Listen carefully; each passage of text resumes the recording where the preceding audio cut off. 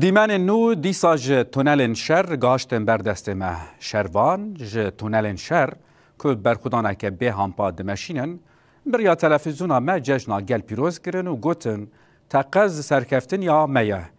ام به هفدر پیاما شروان گهدار بکن جبندوات شینه ج تونل شر ام سلاوی خواه ج سرکوتی ج گل خواه ج حما بلارید کن و بتایبت جشن رمضان ام الحمو گل خواه پیروز دکن راستیجی وکی ونج دبینن برخوادانی حوالا و کدا حوالا و وکی ام شبدار حوالی شهید نها لفر مطلق شخص سرکتن یامه و هر سرکتن یه نبا جشن رمضان ج سرکی خواه ج گل خواه و ج حمو شروانی قصد یه پجه پیروز دکن و ام که خوشم گله ما جشن خواه رمضانی نزدیکی ما پیروز کردن و کدا به تایبتی شری گله شورشگری ابر خدایان گفت سده داده مشانده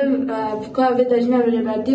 و اول گفت شپر شهر دار پیروز کرد و گله ولاد خارجی هم پیروز کرد و مورال ما هرتم بلنده که گله ما مرا مورال دیگره و مورال ده همه اول گفت شپر شهر دار شهر دکن و هرتم مورال ما بلند کرد می سرکفتنه جامو اول گفت شپر شهر دار دو خوازه سرکفتن